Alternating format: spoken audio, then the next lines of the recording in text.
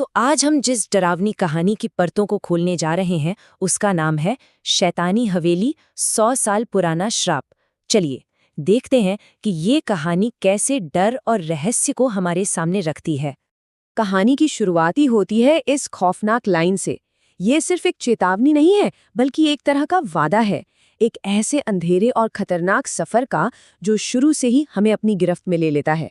हमारी कहानी हमें ले चलती है राजस्थान, जहां कुछ दोस्तों का एक हिम्मत भरा फैसला एक ऐसी रात की शुरुआत करता है जो उनकी पूरी जिंदगी हमेशा के लिए बदलने वाली है। तो ये हैं हमारे किरदार अजय, रोहित, करण, विकास और नेहा। ये पांचों दोस्त निकले हैं यूट्यूब के लिए एक वायरल हॉरर वीडियो बनाने। और लोकेशन क्या है? कुख्यात शैतानी हवेली। गांव का एक बुजुर्ग उन्हें रोकता है, बताता है कि 100 साल पहले उस हवेली में पूरा का पूरा परिवार मर गया था। लेकिन नौजवानी का जोश वो उसकी बात को हवा में उड़ा देते हैं।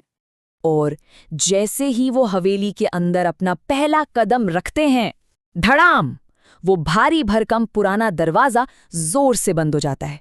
ये हॉरर फिल्मों का एक क्लासिक सीन है ना, पॉइंट ऑफ नो रिटर्न। अब वो सिर्फ वीडियो बनाने नहीं आए हैं, वो फंस चुके हैं। वो उस हवेली के कैदी हैं। और यहीं से हवेली अपना असली रंग दिखाना शुरू करती है। अब वो अपनी मौजूदगी का एहसास कराती है और अपना पहला शिकार चुनती है। पहले तो एकदम सन्नाटा, और फिर ऊपर की मंजिल से किसी के चलने की आवाज आती है, टक टक टक। जरा सोचिए, एक वीरान बंद पड़ी हवेली में ये आवाज किसी के भी दिल में दहशत पैदा कर सकती है। लेकिन सवाल ये है कि ऊपर है कौन? वो पांचों तो नीचे एक साथ हैं, तो फिर ये आवाज किसकी हो सकती है? और इसी सवाल से तनाव और बढ़ जाता है। और जवाब है कोई नहीं। जब वो हिम्मत करके ऊपर जाकर देखते हैं तो वहां सन्नाटे के सिवा कुछ नहीं मिलता। और यही तो सबसे डरावनी बात है ना? ये एहसास कि आप अकेले हैं, पर फिर भी अकेले नहीं हैं। और फिर अचानक विकास गायब हो जाता है। मतलब 1 सेकंड पहले वो वहीं था, उनके साथ, और अगले ही पल गायब, जैसे कभी था ही नहीं। अब डर सिर्फ आवाजों का नहीं रहा, वो हकीकत बन चुका है।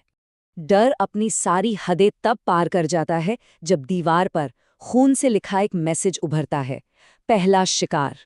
अब ये साफ हो चुका है, ये कोई मजाक नहीं है। एक शिकार शुरू हो चुका है।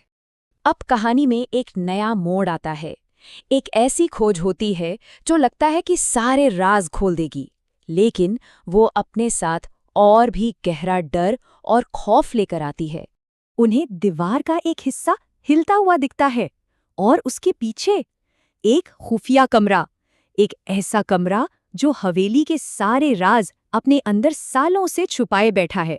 उस कमरे के अंदर उन्हें एक पुरानी डायरी मिलती है, और जैसे ही अजय उसे खोलता है, पहले ही पन्ने पर लिखा है, अगर तुम ये पढ़ रहे हो तो अब तुम इस हवेली का हिस्सा हो। ये सिर्फ एक चेतावनी नहीं है, ये एक श्राप है। वो अब इस खेल का हिस्सा बन चुके हैं। और ठीक उसी पल एक छोटी लड़की का भूत उन पर हमला कर देता है, और इस हमले में करण मारा जाता है। अब खेल बदल चुका है। बात गायब होने से बढ़कर मौत तक पहुंच गई है। और करण की मौत के ठीक बाद दीवार पर एक और मैसेज उभरता है, दूसरा शिकार। हवेली अब एक एक करके सबको खत्म कर रही है, और वो अपनी गिनती भी बता रही है। कहानी का ये वो हिस्सा है जहां डर एक कदम और आगे बढ़ जाता है। अब खतरा बाहर से नहीं, बल्कि अंदर से आने वाला है। हवेली की आत्मा अब उनके बीच ही आ चुकी है। यादें विकास, जो गायब हो गया था और फिर बेहोश मिला था, वो अब जाग चुका है। लेकिन वो अब विकास नहीं रहा। उसकी आंखें पूरी तरह से काली हो चुकी हैं, उसकी आवाज किसी और की लगती है। और यही सबसे खौफनाक मोड़ है, जब आपका अपना ही दोस्त आपका दुश्मन बन जाए। विकास अब शिकार नहीं, हवेली का हथियार है। और फिर वो उस शैतानी आवाज में बोलता है, अब तुम सब यहीं रहोगे। मतलब आत्मा का इरादा साफ है, यहां से कोई भी जिंदा बचकर नहीं जाने वाला। इसके बाद जो होता है वो बहुत भयानक है। विकास, या कहे कि उसके अंदर की आत्मा, नेहा पर हमला करके उसे मार डालती है। 5 दोस्त आए थे, अब सिर्फ 2 बचे हैं, अजय और रोहित। बचने की उम्मीद लगभग खत्म। तो अब कहानी अपनी क्लाइमैक्स पर पहुंचती है, जहां बचे हुए दो दोस्त श्राप को तोड़ने के लिए अपनी आखिरी और सबसे मुश्किल लड़ाई लड़ते हैं। अचानक एक जगह से फर्श टूट जाता है और अजय और रोहित नीचे एक खुफिया तहखाने में जा गिरते हैं और वहां उन्हें मिलती है उस लड़की की हड्डियां और एक तस्वीर, जिससे पता चलता है कि उसे उसी के बाप ने मारा था।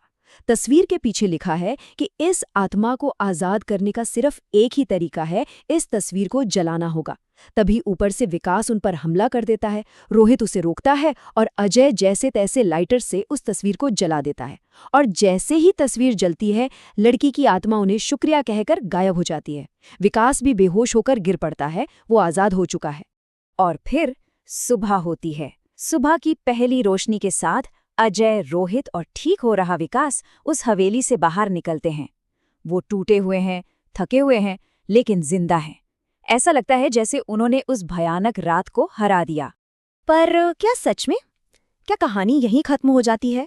नहीं, एक आखिरी सबसे डरावना मोड़ अभी बाकी है। जाते जाते रोहित एक आखिरी बार उस हवेली की तरफ मुड़कर देखता है और उसे खिड़की में वही छोटी लड़की खड़ी दिखती है। वो मुस्कुरा रही होती है और फिर रोहित के होश उड़ जाते हैं जब वो देखता है कि उस लड़की के ठीक पीछे एक और उससे भी ज्यादा काला और भयानक साया खड़ा है। और ये अंत हमें एक सवाल के साथ छोड़ जाता है कि क्या कुछ श्राप सच में कभी खत्म होते हैं, या वो बस अपना शिकार बदलकर किसी और का इंतजार करते रहते हैं।